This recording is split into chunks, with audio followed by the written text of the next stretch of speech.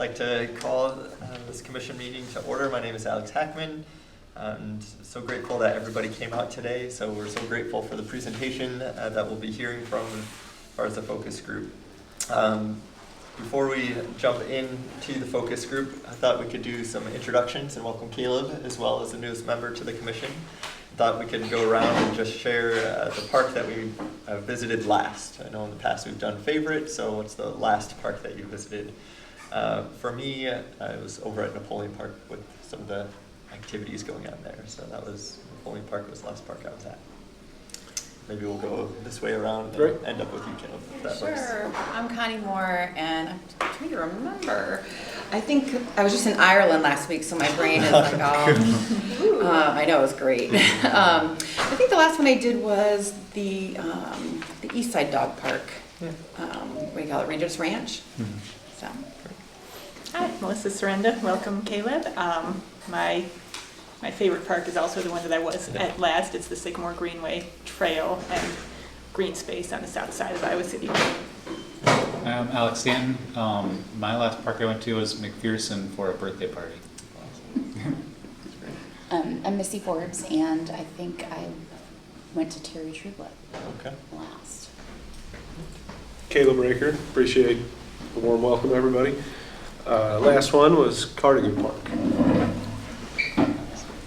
We're just doing some quick introductions as well. As far as names, Caleb being the most recent member of the commission. You just want to introduce yourself as well, and most park visited last. Yeah, my name is Aaron. I last visited Scott Park. I live right across the street from it, so I run through there a lot. Awesome. Great. Well, we're so grateful to have the focus group today, and appreciate everybody being here and being willing to voice your thoughts that way as well. So we'll now turn the time over to Dana with Brooks and Dunn. Wonderful. Thank you.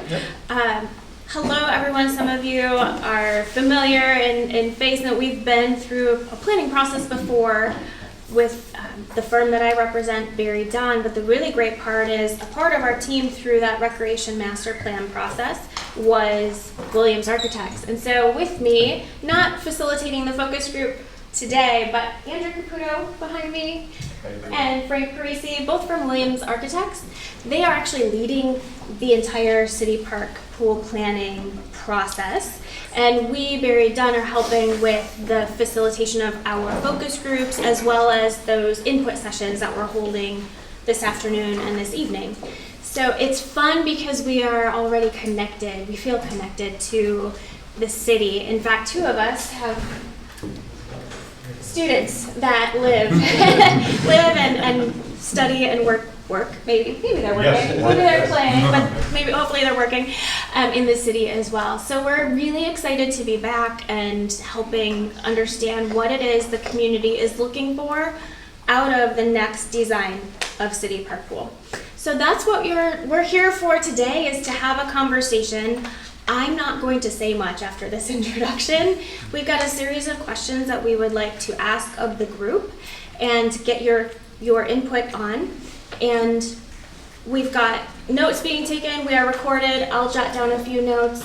Nothing except in meetings like this one, we don't attribute comments to specific people. That's part of my spiel, and I realized that's probably not what I needed to say. So without further ado, we can just jump into the questions so we give you as much time as possible to share what you all think. So the first question we have to get us started is just, what design features would you like to see in the next pool, in the new and improved City Park Pool? And whoever has an idea, just jump in. We don't need to raise hands or anything. I think the first thing I think of is zero entry for people, especially so that, and everyone can enter the pool. In the current design, you have to be able to go up and down 18 inches a step to get in and out. There are some steps or like a wheelchair accessible lift that is not actually safe. If a kiddo can't sit up on their own, they can't use that. Mm-hmm. So really thinking about that, how can every member of Iowa City get into the pool? Okay, wonderful. Yeah, I was thinking just accessibility, zero entry as well, and making sure that it's in inclusive space, safe space, and one where individuals can, we think about the goals as well, where everyone can learn to swim. So making it and helping facilitate an environment where that's kind of possible that way Great, as well. great.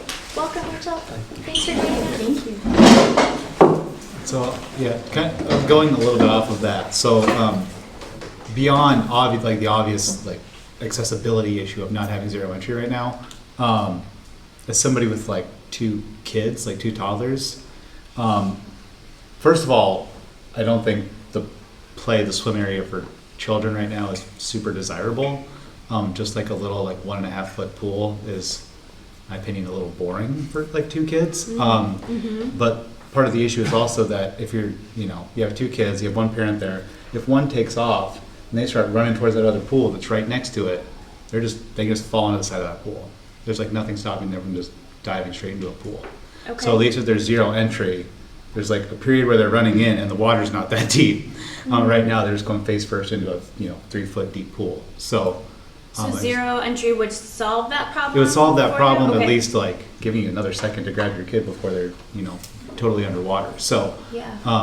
but yeah, I think also better separation maybe between the 2 areas could be good. Whatever that kids area ends up being, if there's some type of like gate to provide better safety for kids as they're in the play area. But additionally, I would also like a little more to the kids area than just like a 1 foot wading pool. Okay. All right, we've got some more questions about that. But as far as overall design features, what else? Zero entry, some way to help control the lens. Yes, Aaron. I have to say, I just going through this little list here, I like the ideas of shade over water, shade over the pool deck. Right now, there are trees that surround the pool area, but most of the time when those are providing shade aren't times that the pool is being used. The sun's going to be high up, when most people are using the pool, so you don't get a lot of shade besides, maybe a corner or a small section of it.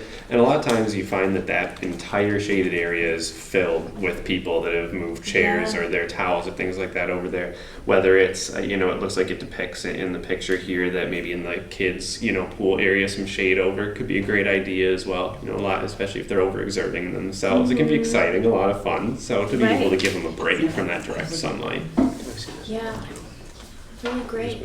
I think we've heard a lot from people about wanting to preserve the character of Upper City Park with those big trees and not having like giant rainbow colored water slides. And I understand that we want to kind of balance the needs of the people who want more fun things for kids Yeah. with the people who want to respect and preserve the history of this 70-year-old pool area. So I think I just want to see that, making sure to try to integrate it into the park nicely. Sure. So that preserving the character. Is there anything, I'm going to dive deeper. I don't know. Into that question is what sorts of things would help preserve the character? The trees are one for sure we know of, but is there anything else that helps depict that for you? Maybe not as many. I heard you say not as many big slides, maybe. What else would help preserve that character? I think not adding a lot of the bells and whistles. I mean, I completely understand that for younger children and having, those water features and other play things like that. But I think preserving it means not adding like water slides or keeping it simple, I think, would be a way to preserve the character of it. Okay. Keep it simple. Yeah, I mean, keeping it classic, simple.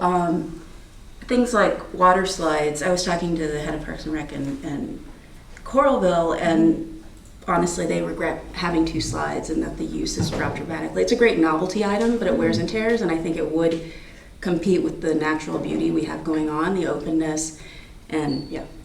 Natural beauty, openness, maybe not too many big features. Yeah, Caleb, I think I hear you. Yep, I like the idea of the zero depth entry. And one of the biggest proponents, I would say, for that is the ability to offer a higher level of swim lessons. I think it can really be utilized for programming well. I also think you can run some focused programming that may not be learn to swim, but it's familiarity with water. That can be group lessons of age groups, and that's more inviting to them. And then beyond the youth, it's also used for entry by most people. So it's a more pleasant entry into the water. It does tend to be a problem that people try to put with outdoor pools with zero entry seating into the water. Adults will try to bring a chair a foot into the water and want to have part of their body in the water, but most out. Okay. So I'd say you need some policies and things about that, how you want to handle it. As far as the current channel goes, that can be useful in providing lessons as well. With gentle use, don't get the idea of like an endless pool where you're swimming as hard as you can. But that can be a fun feature that can be separated off a little bit versus a slide is the premier thing. It takes up some space in the main body, usually because you need to go into the deep end, versus something like a current channel, you can push off to the side and make it near the zero depth entry or any other more playful focuses that you might have. I would push for going against the water play structure, the slides, and the climbing wall. I know that's a lot for me to give exclusionary comments about, but they're very costly to maintain, and they all present different risk management issues, and some of them are really difficult to mitigate. So, for example, the climbing wall, people falling and hitting their knees or other things on the knobs that stick out and the handholds. So I think that would be my thought on those. The only other one I wanted to put support in for would be shade over the pool deck.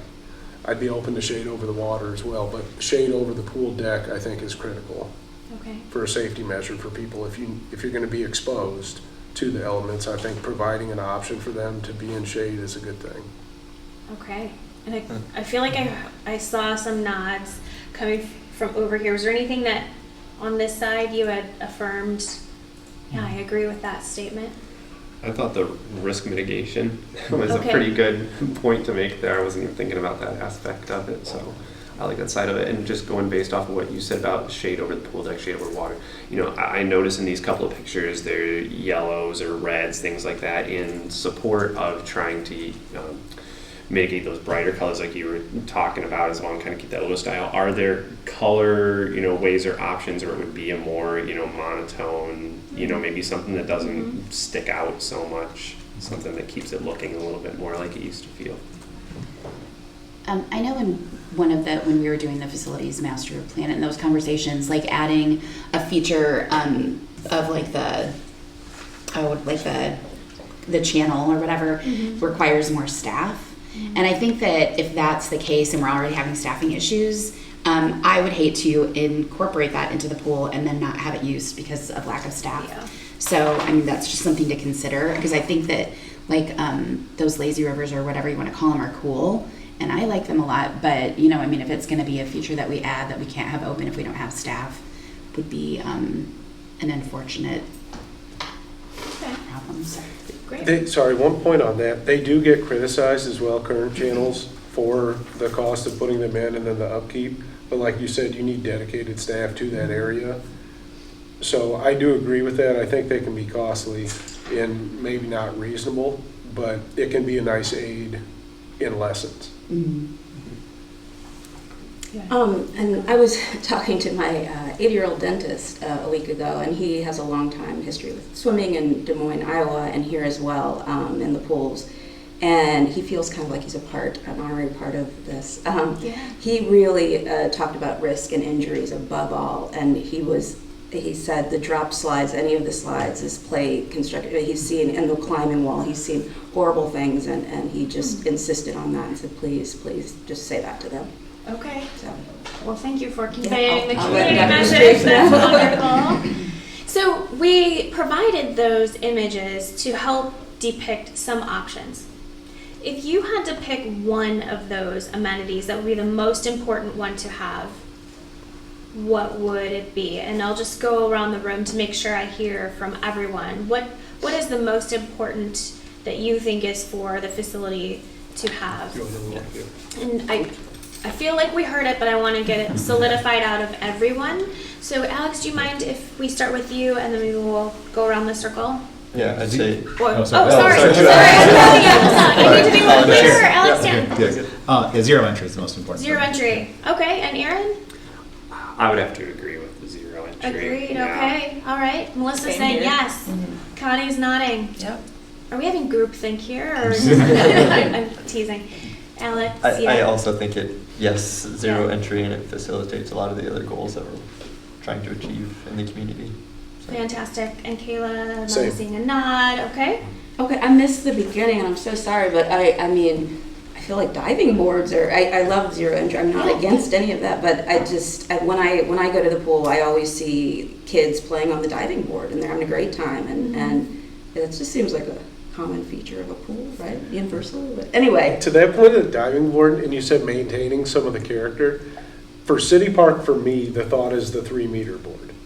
Yeah. That it Yeah. has the high dive. Yeah. So I like that idea of maintaining it, and I voted for the zero depth, but when you bring up the diving boards, the 3-meter board is, in my It's mind, classic, iconic yeah. to City Well, it's Park. like a classic. When I Right. think of like Yeah. movies from the 60s, 70s, I think of a pool that just has diving boards. I'm going Rockwall. No, I'm kidding. No, I think zero depth entry, collectively, like, I agree with that. But then the diving boards too. was something, but- I do want to jump in. We haven't mentioned lap lanes at all as being important to the pool, and I know that's something we've been hearing about Yes. throughout the past year and a bit. So I just want to make sure that we get in maintaining and I'm sure you'll hear about this in other focus groups and other sessions, but making sure that we preserve the meters available for the people who want to use those. Do you think 25 meters is acceptable? Or do you think you need to try to maintain the 50? I think that's important to a lot of people in the community is The 50. maintaining the 50 in some way. What if you couldn't have zero entry if you kept the 50? Yeah, and that's the tricky thing. I know that. That's a great question. Connie gets a gold star. I mean, right, but I know, like, in one of the concepts that was, put out to the community, that had a separate area for lap lanes. But I don't know if then you look at the lazy river concept, like, that would need staff to, right? That would need to have staff to manage that if it was a separate area than the pool. Am I correct about that? I will say, let's focus in this. Am I We'll jumping worry ahead? about the staffing. Yeah, let the architects worry about the placement and what that can mean for oversight. But I am curious, if you had to choose one, like if you could only have 50 meters without zero depth. That's a hard one. That's not It's a hard. that's That's a not hard pool question. for all then. Yeah. It's what? It's It's not a excluding pool certain for groups. It's not a pool for all Yeah. then. Yeah. Okay. It would be excluding certain It would be groups. We have excluding, different okay. users of the pool with different needs, and so by kind of trying to choose one of the other, would be, not including others. The zero entry has been something that we've been talking about for like the last 3 Yeah. Parks and Rec meetings now. I mean, it's by far, collectively, I would say it's probably the most important feature that we're looking at. Okay. Well, good to know that too. And you all are hitting all of our questions all at once, which is perfect. But one of the other follow-ups we have is how many lanes is appropriate for the community? What would be the minimum number that you would need for lap swim, be it 25-yard, 50-meter? My thought would be to go down to 25 Go down to 25 and offer 8 and offer 8. lanes. Okay. I see 50 as sort of a luxury swimming experience.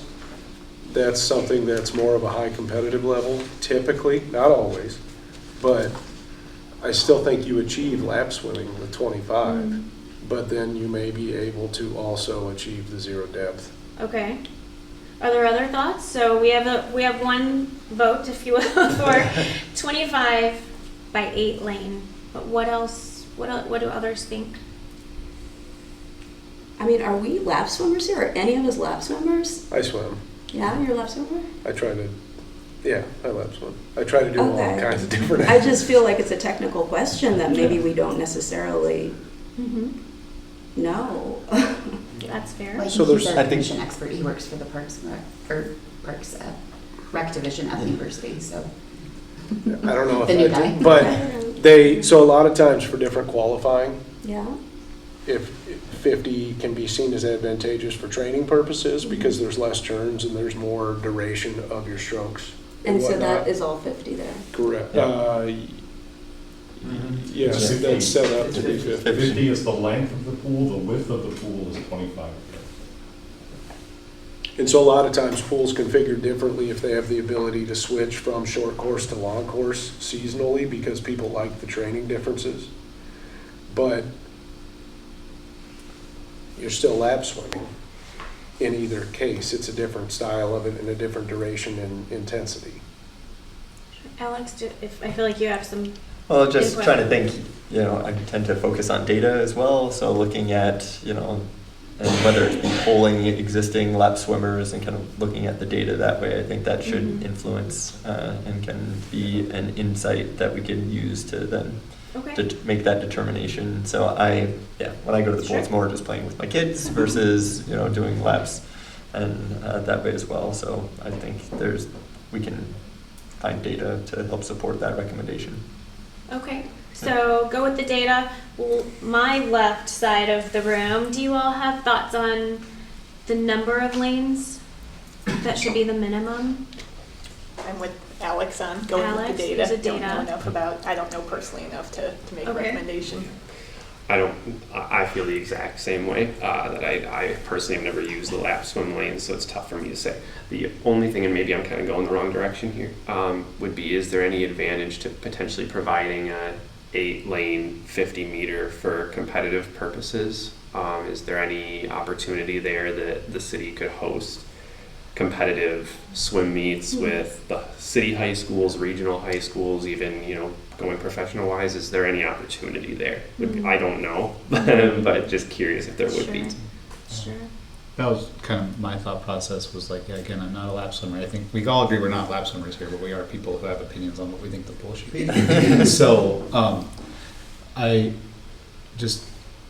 Is there currently any type of competitive competition? Like, are there competitions that are happening at the City Park pool right now that require a 50-meter, like, swimming? Is like a I don't- whole 50-meter I lane? No. I don't believe so. Okay, so I think if in the new park, in a new pool design, that is something that we want to do and pursue actual competitions there, then I think there are advantages to a full 50-meter competitive lane. But if people are wanting the experience of lap swimming outside in City Park pool in the elements, I mean, does it have to be a full 50? Do they have to have a full 50? Would they be satisfied with doing 25, 10 times instead of 55 times?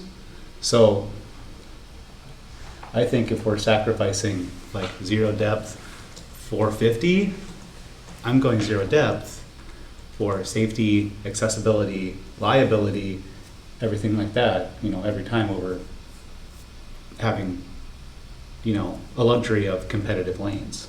Well, and I think too, like if you have competitive lanes and there is a potential to have competitions there, and then you Yeah. look at closing the pool to the public, Yeah. and so then, which is not fair either because it's a public pool, so I would agree. I will interject, there's not enough parking at the site for a true competitive meets, just so you know. Just to say too, also, I said it's a lot of times competitive in nature. There also are swimmers who want 50 because they're endurance swimmers.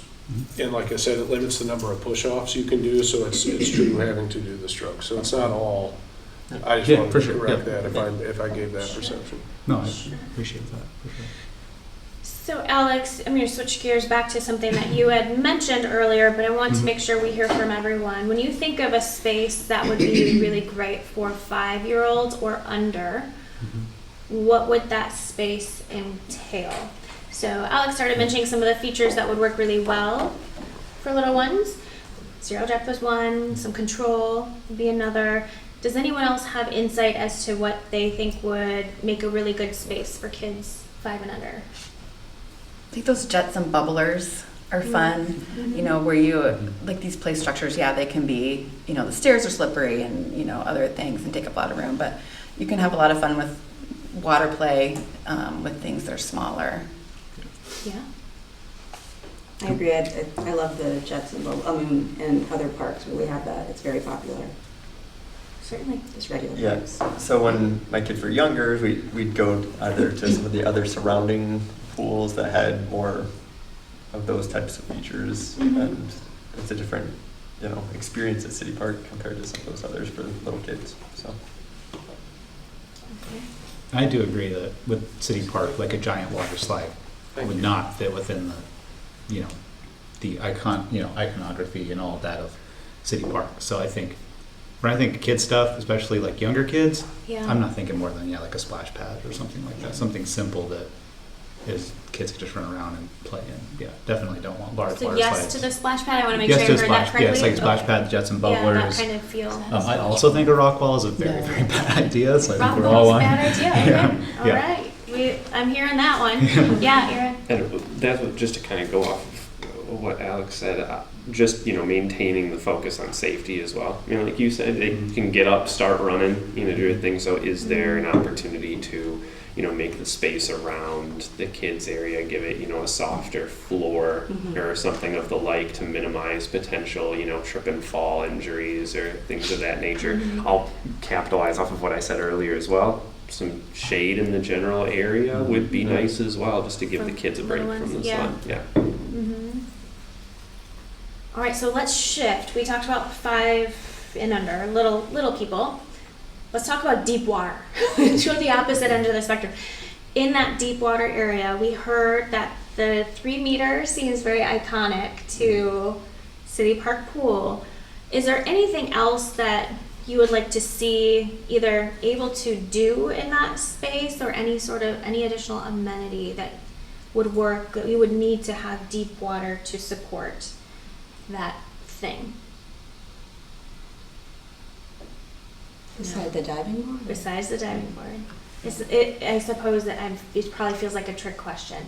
The climbing wall would need to go over deep water, but we've put an X on that one as far as opinion is concerned from this group. So some of that is how deep would we need? So what about activities that you would see happening potentially in deep water besides diving?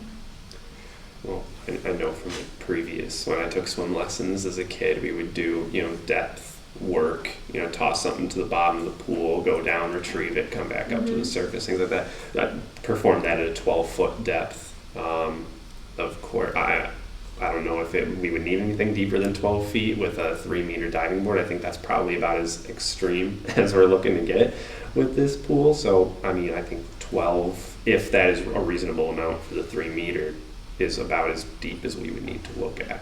Okay. I just want to make sure that we have also for other programming in different classes that we have appropriate, accommodations for that. So whether programming is in that deep water area for some of those classes, just want to make sure we are thinking of that and accommodating kind of the full breadth of programming that we'd be able to offer as well. Right. So things like scuba, do we want space for that sort of activities to happen? Water polo, deep water aerobics, where you aren't supposed to be able to touch on purpose. I'm not a great swimmer, I'll be honest. So that doesn't sound appealing to me, but how do you feel about is that the type of programming you're thinking, Alex? So definitely the aerobics one probably comes to mind, yes. And then other aspects, I hadn't even considered scuba, so thinking about other options that way. But once again, I'm not a scuba diver, so for certifications, I'm not sure how far they have to go in this area to get certified and kind of what are certifications that are offered through the facilities around here. That piece I'm just not aware of. So, but if that's, I think, that's a good thought that I hadn't considered. Are there features that you all would want to bring in to designate a special scuba area, or what are you? We would just want to make sure we set the space up to support that, I see. whatever programming that might be. Can I ask, Yeah, is that yeah. not the deep end? Is it possible that the laps can have times when they're longer, and then if all it is that we need deep water, why can't it be that they're split off at some times? And I don't know, like if the purpose is of deep water, and we don't have anything else competing with that aside from the diving boards, why can't it be as simple as putting in between the hours of this and that, they're shorter, they're 25 meters and... It could be. Okay. Absolutely. Okay. Yeah, It again, seems like a your very- answers to these types of questions, as well as all the other focus groups, we used what you're saying, like you want to see happen in this space. I say we like I'm doing the design. They're gonna take what you're saying and incorporate maybe that works for Okay. what we need to have happen, and that helps drive the direction of the design. For example, maybe some of the things you would say would warrant, perhaps, not saying, but maybe it's a separate dive well, like a separate body of water. So there is no right or wrong answer. We're looking to see what you think you and the community would use the space for. Similarly, with what other programs would you want to see happen in this space? And when I say program, I mean things where there's typically instruction of some kind, where people are learning how to do something or practicing something. And I have a list, but I don't want to prompt you yet. Any activities that you're like, oh yeah, we need to make sure we have this happening in the space?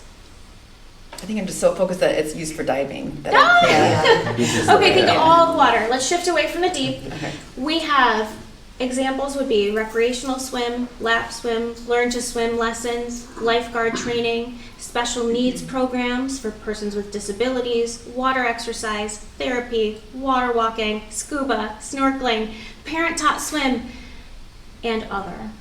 Most of, if not all of those, would have an instructor-student relationship. So when I give that list, what rose to the top is like, oh yeah, we need to do that here.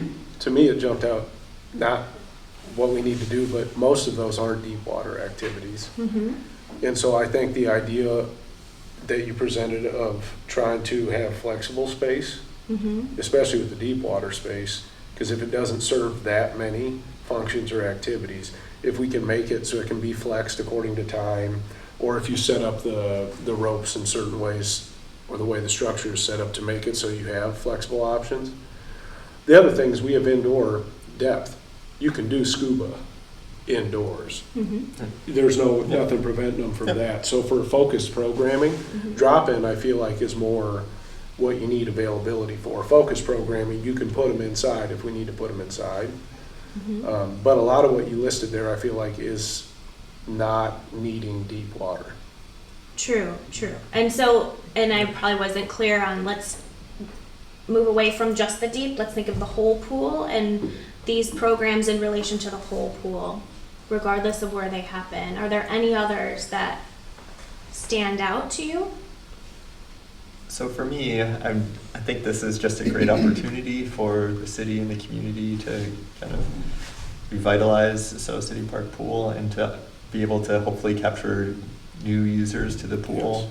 And whether it be through some of the just enhancements, updates, as well as just the additional programming that we'll be able to capture. So I think it's a great opportunity that way as well to, I think, capitalize on this once every 70 years moment in time. And so hopefully to create something that will be inviting to not just the people who use the pool today, but capture more as well. It could be, go for it. Thank you. And of that, water walkers to the top of my list, of that list. Water walkers yes, is that's- top of the list. That's what I hear from Okay. most of the Sudanese community who are not as familiar with swimming, and including me. I don't love to swim, and I'm trying to get used to it. So it is nice to have programming for that. I mean, whether we would need a whole big exclusive section, I don't know, but for sure that would be a program that would bring new members in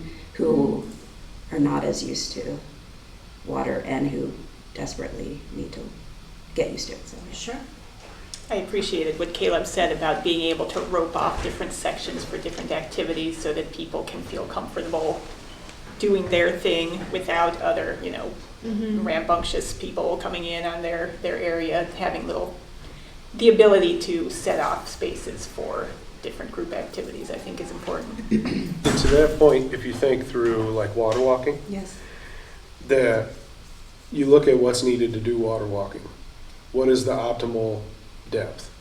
and then we group it together with what other things can be done in that depth. And you create this space of flexibility that's, say, 5 foot deep, 4.5 feet deep, whatever it may be. Then we have our deep water that we have flexibility within how we use that.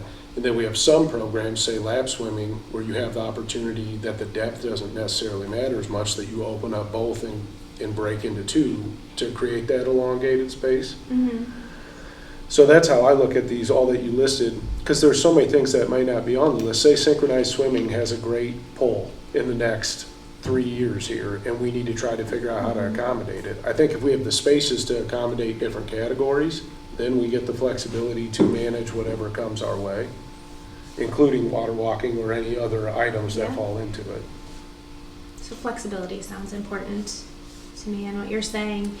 I'm going to shift gears just slightly to ask if you think there's anything that prevents people from using City Park Pool as it is now. The main Anything thing is we don't have zero entry. The Okay. pool, that sections Okay. off a large, population. That's why it's so important to us. Yeah, I've heard parents of children with disabilities saying, I didn't even think of going to City Park. It's not accessible. We can't use it. So we go to other pools. Okay. I was thinking about just the other grounds to get there as well, making sure as far as parking, as well as making sure sidewalks accessible. That way it's not super great if there's, when we've gone with other elderly individuals that have trouble moving, so even just getting there sometimes has been a challenge in the past. So just thinking about the broader, not just the pool, but kind of the broader grounds around it as well. Okay. Anything else that is a barrier? Doesn't make it feel welcoming or safe for anyone to I don't use have the current design? any one specific thing to point to within it, but I assume the locker room situation is a barrier to some. That's generally true in any rec facility, that people like the locker room or don't like the locker room. And Yeah. I've heard some comments about these locker rooms, so I don't think people are too fond of them. I think that's true. They're Yes. gross. They're kind of Yes. gross. And it's hard to keep a wet locker room from not being gross, so that's understandable, but there's things you can do. And if we've all heard that, then I think that's the perception. Yeah. I think transportation is an issue to address as well. We're getting better.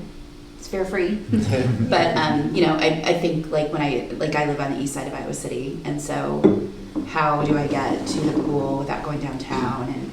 And there are certain parts of our community that have more transportation barriers. It's a huge stretch to get it across town. So, Okay. Yeah, thanks for that. recognizing that too. I think, so I know some teenagers that just don't go there because they like the slides and other amenities at other pools, so they'll tend to go to other pools that way as well. So I don't know if that's really a barrier as a choice, but not everybody has flexibility choice-wise.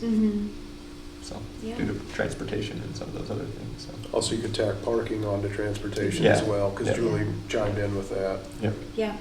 And I think too, the cost, it's not that much, but is it cost prohibitive, or what we're charging to get into the pool, is that the same as other parks that have more features and things like that? Of course, now we're building a new pool, so, and we're gonna be able to drop the price, but I mean, we do have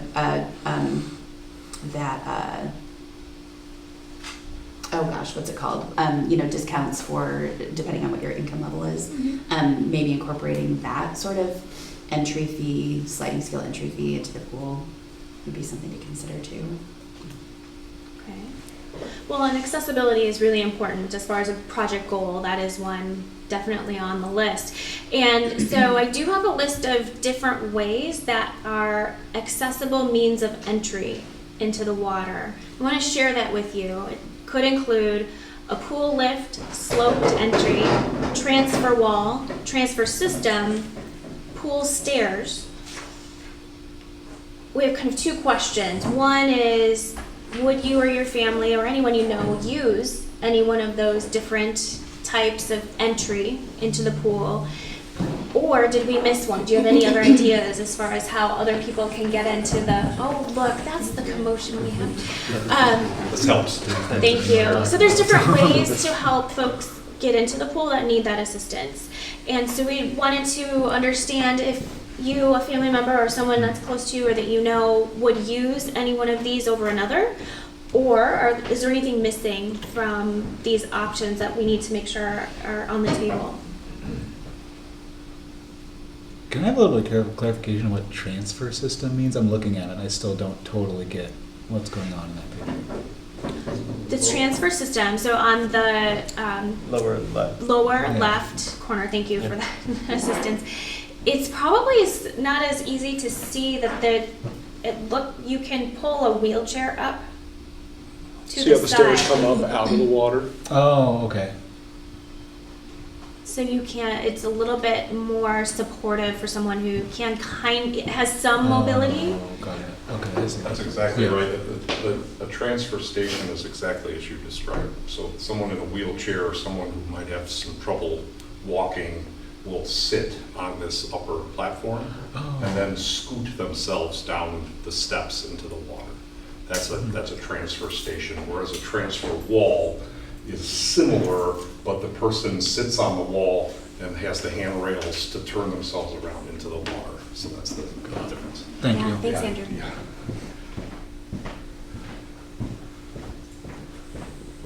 So I just think of children, and most of these they can't do. The transfer system, that would be very rare that someone would use that, like a person who has paraplegic or something. And the pool lift is, I wonder how many people actually use the pool lift in City Park now, because it's like, it's this whole thing, and you're putting your kid in and doing, like, do I even know how to use that lift? Is it gonna work for my kid? What if they fall off? It's this whole production, and can't you just see like everyone turning to look while it's happening? Yes, for sure. And it's like, no one wants that. No one wants to be singled out with some special thing. It's just like, what can be universal? What's something that everybody can use to get into the pool? Nothing special. Building off that, I just feel like the sloped entry provides the highest amount of independence for somebody who might be, reliant on one of these options. Just to make it so that they can just enter the pool, under their own control. Of course, if they have those capabilities, but I feel like it's just the more independent. It's a better way to do it.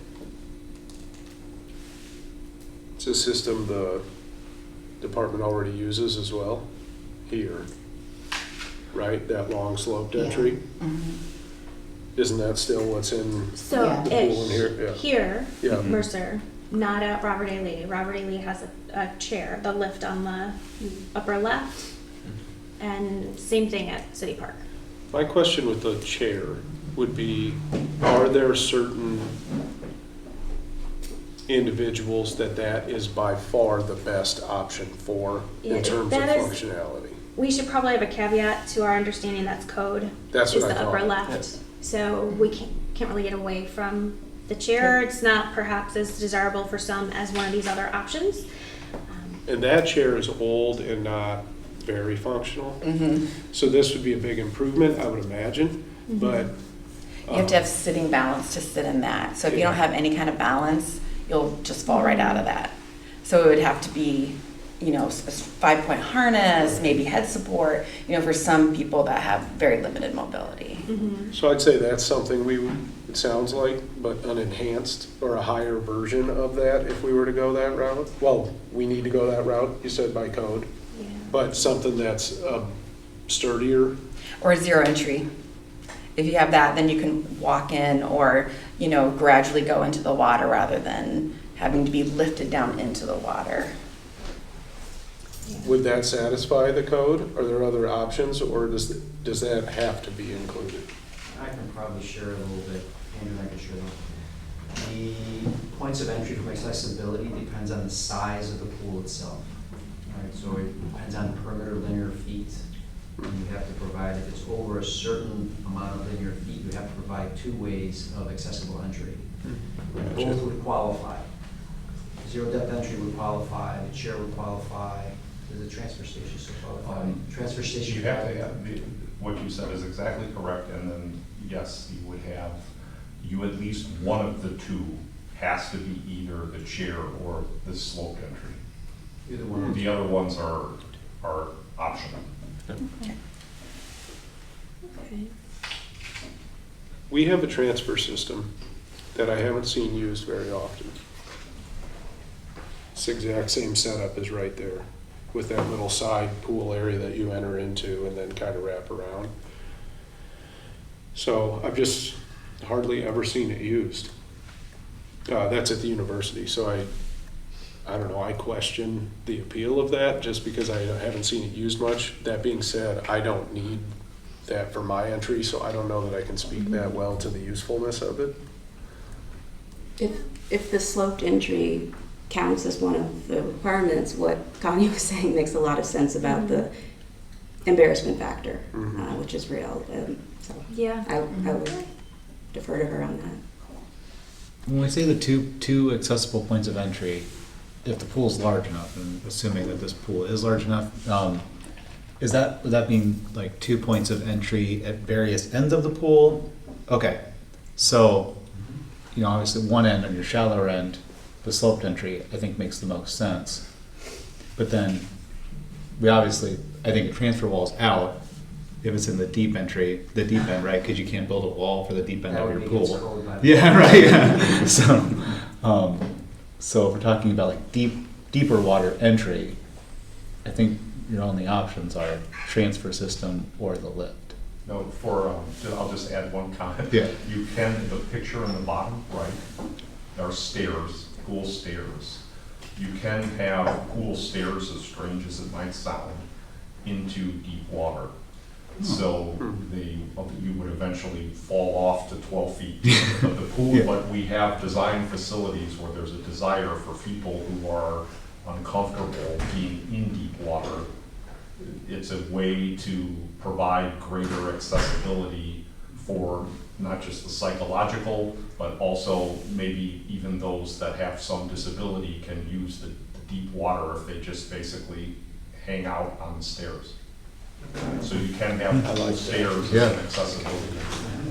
That's kind of cool, like pool, stairs in the deep area and then zero entry for everybody else on the other end. I think that could be helpful for swim lessons too, when you do get to the point that you're encouraging deep water entry. And people aren't comfortable in the water, like your wall walkers, like one step down, and now I'm doing one more step, and one more step. That makes a lot of sense.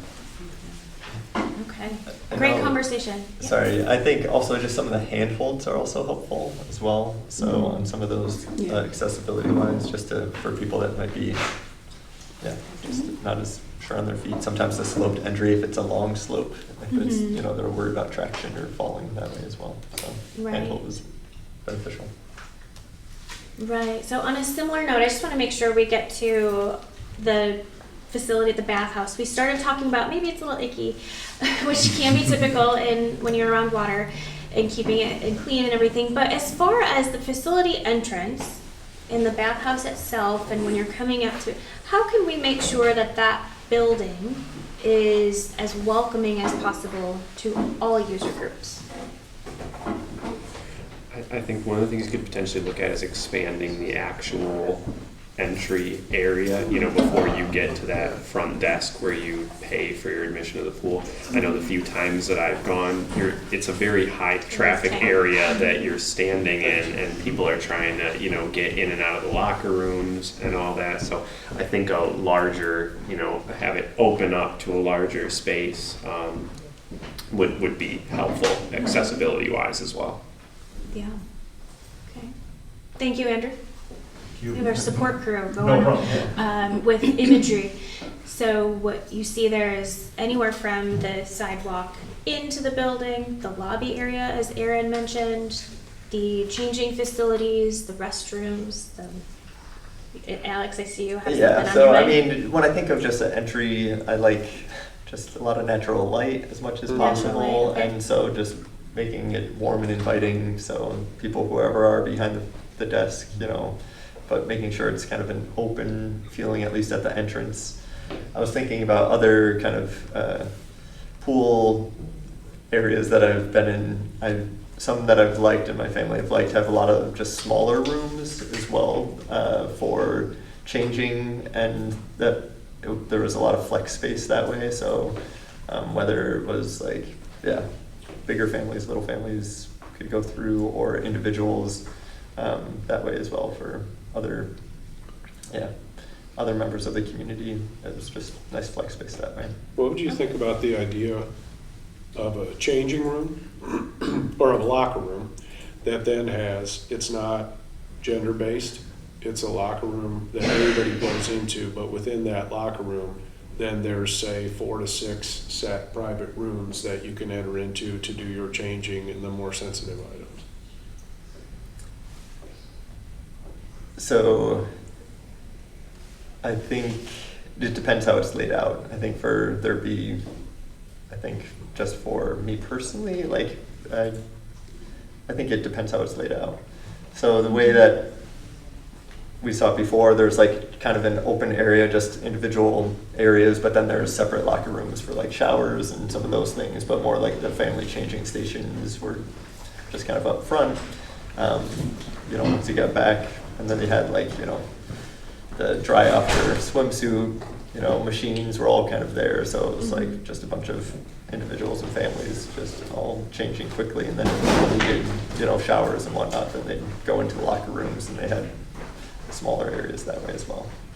So that was the one that came to mind when we're thinking about the bath area that way. But natural light. Natural light. Connie, I see Yeah, you're just like, thinking. the adult size changing table is essential. Even there's this initiative in the state to have one in rest areas along the interstate as well. Yeah. Because you can't get changed, you can't stand up. We don't want to lay. No one wants to lay on the floor, and so we have to have a dignified space for that. So that's a must. But yeah, open areas, light, where you come in and. I don't know, all that looks great to me. Okay, good, good. The adult size changing table, would that be in a separate room, or would it be in the open area of the locker room? I suppose you would be able to close it off for privacy, but they don't have to take up that much space. Like that's flipped down, it'll flip up, and hopefully go high-low too, like goes up and down. Okay. But yeah, I suppose it would be a separate area, or an area that could be used for other things too. I was gonna say, could you combine like the single user washrooms and shower rooms and have an adult size changing table available in one of those single use washrooms, so you get that privacy, and of course the duality of being able to use the washroom itself along with the adult changing table if necessary. Yeah, You still get functionality out of that space. It has to be I think there's probably code on how big it has to be because you have to fit wheelchair and caregiver and all that. But. Certainly. Alex, I feel like you had a thought maybe you wanted to add. No, okay, I'm just I reading. agree that individual rooms, either intended for families or people that need adult-sized changing tables, I think including them all into one kind of room that can be used interchangeably for like just more like quick change. So people come in, so they don't have to come in like in their bathing suits if they just want to go directly to the pool and don't want to deal with going in the locker rooms and having to, being in front of everybody and changing, which is how we always go to the pool. We're in our stuff, we're ready to go, So if there's like a quick family room where everybody can just really quickly get changed, or if somebody with accessibility issues or just noise issues needs a quiet space to go change, I think that's critical. And then you can have your larger rooms for people that feel more comfortable and want to shower, but you can maybe shrink down the footprint of like what our current locker rooms are, which are pretty big, and then have those individual rooms individually. Okay. I think private showers are very important. And I would suggest a hard barrier, not a pole curtain, if possible. Sure. Okay. Hard Would be barrier my on the opinion on showers. it. Good. And just for accessible like entry, like get everything closer to where we're parking right now. Right now everything is like too far off of where the road is. Like it is a long sidewalk to get to that building.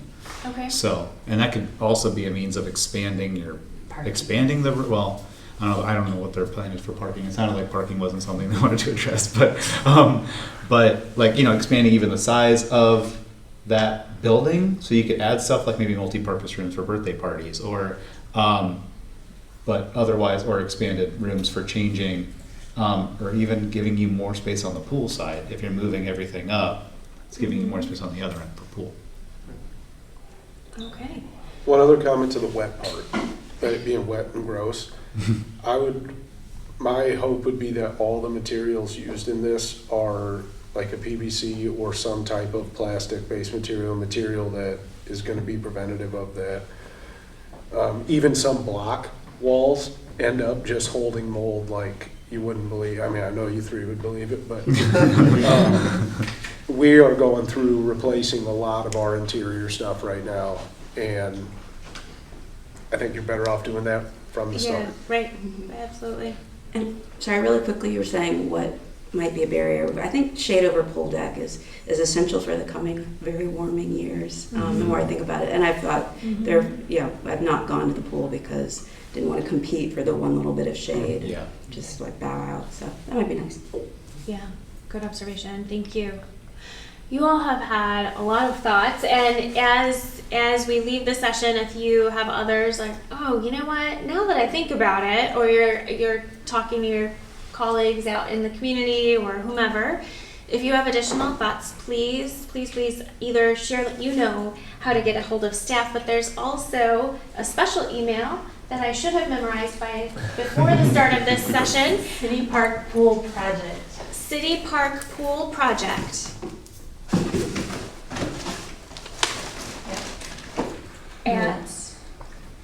And then the same end exchange. Ooh, thank you. Thank you. That's even easier.